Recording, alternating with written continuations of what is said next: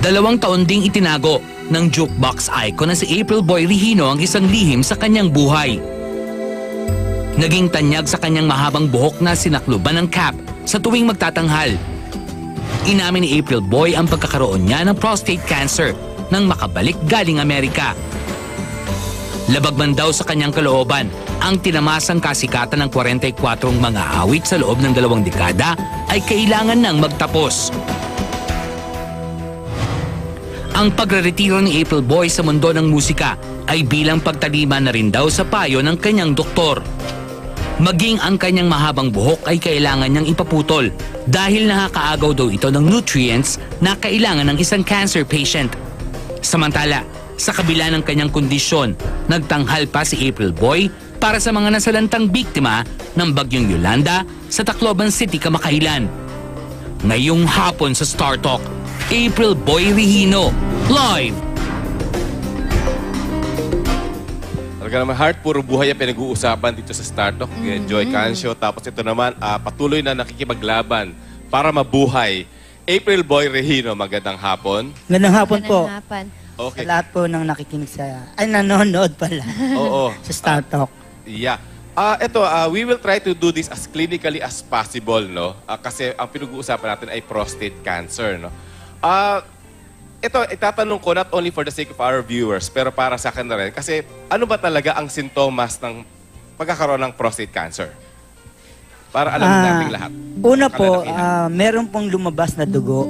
Doon sa, alam nyo na. Alam niyo na kung saan parte yun. Tapos po, syempre, yung mga buto mo, nananakit.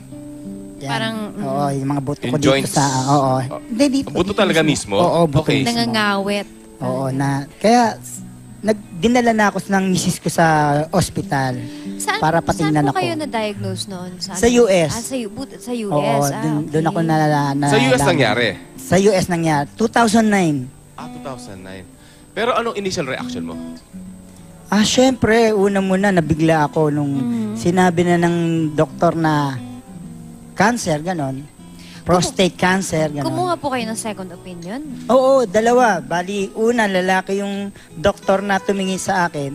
Tapos sinabi nga na, yun nga, prostate cancer. Tapos, siyempre, ayoko maniwala dahil cancer eh. Ang hirap, siyempre, parang torture sa iyo yun eh. Ibig sabihin, pagka-cancer, mamamatay ka na, di ba? Lagi naman yung connotation eh. Oo, kaya sabi ko, mahal, punta tayo sa ibang doktor. Pangalawa, babae na yung tumingin. Ayun na, talagang sinabi na gano'n talaga. Kaya din siguro po na medyo sinikreto nyo muna. Or not really sinikreto, yung inayos nyo na muna po siguro yun. Kaya hindi nyo po sinabi. Is that the reason why? Oo, siyempre, ba't ko sasabihin? Siyempre, ayoko naman kaawaan ako ng tao. Na siyempre, pagka sinabing may sakit ka, may cancer ka, siyempre, ang unang reaction ka, kawawa ka naman, di ba? Gusto ko yung matapang pa rin ako na yung makita Na nila lumaban. nakangiti. April Boy Regino Oo, talaga. lumalaban. At ngayon po, naging open ka sa aming lahat, nakipag-guest ka dito sa Star Talk para maging open at pag-usapan. Kasi kanina nga po, may sinasabi din po kayo which might serve as an inspiration sa mga cancer patients. May sinasabi po kayo kanina. Oo nga po. Kaya nga po pala ako nag-guest po dito sa inyo at salamat naman sa Star Talk dahil binigyan niyo akong pagkakataon na magpaliwanag. Okay. Sa ngayon po, ako po ay cancer-free na. Cancer-free. Cancer-free. Oh, that's a good news. Salamat. Oh, talaga. Yes. Salamat po sa Diyos at binigyan niya po ako ng panibagong buhay. Anong ginawa para maging cancer-free ka? Siyempre una, dasal muna. Aha. Nagdasal kami pamilya dahil nung una, makita ko yung mga anak ko, nag-iiyakan na yung misis ko. Saka ako, hindi na ako bumabangon. Talagang ayokong bumangon, ayaw na akong kumain dahil alam ko may cancer na ako. Pero sabi ng asawa ko, mahal, bumangon ka. Lumaban ka. Magdasal tayo sa Diyos. At tutulungan niya tayo. Magdasal tayo, pagaling ka niya. Tapos sinundan ko rin po ng gamot na yung pong iniinom ko ngayon na pure barley. Barley, yes. Which is good Opo. for Ito po yung yung nagpagaling po sa akin dahil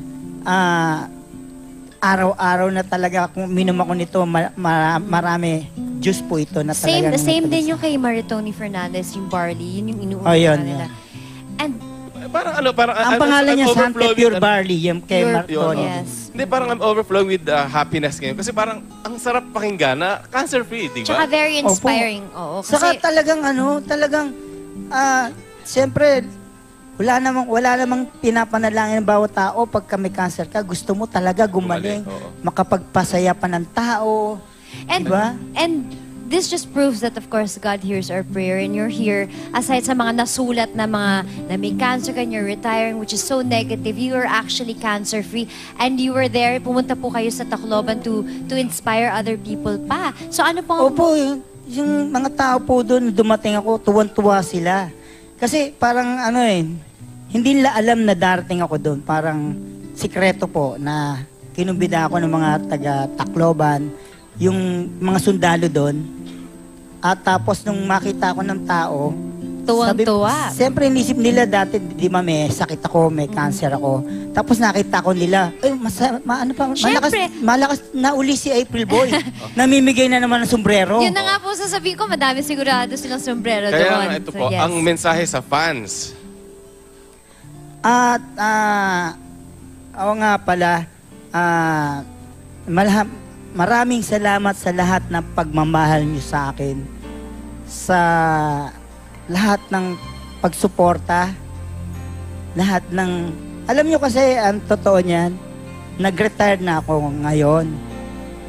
Dahil sa, yun nga, dahil siyempre, hindi na ako yun talagang,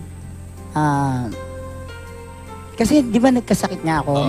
Ang pinayo sa akin ng doktor sa akin Magpahinga muna. magpahinga. Siyempre, kailangan mo Kasi mag-recuperate. ang nakapagpaano din sa akin yung pagod, Stress, yung puyat. trabaho. Yan sabi ng doktor, kailangan magpahinga ka. Tapos, ayan, yung pahinga mo na yan, Yes. isip Yun pala, mo, kailangan talagang pahinga. retired ka na. Pero ang maganda niyan, meron namang papalit sa akin. Ang papalit sa akin yung anak kong lalaki, na Kaya, si JC may Regino. experience pa namin yung di ko kayang tanggapin na yan, na hindi ko makakalimutan. Kakantay ko pa ba? Pwede ba? Meron ba kayong di ko kayang tanggapin? Hindi na. Wala na. Acapella lang. As we go into a break, sige, di natin kakantahin. Okay. Meanwhile, we are very, very happy for you, April Yes. Boy Regino. Cancer-free. God bless. Thank you po. Up Okay. next, mga issue tungkol sa pagkakasino at paghihirap at pagpapakasal ng ex-wife ni Willie Revillame. Abangan namin po yan dito sa pagbabalik ng Star Talk. At salamat po sa Belo at sa Flores. At meanwhile, eto na, habang we are going to a break, kumakanta po si April Boy Regino ng Di Ko Kayang Tanggapin. Okay. Di ko kayang tanggapin na mawawala ka na sa akin. Napakasakit. Okay, nagbabalik po ang Star Talk. Thank you. April Boy Regino.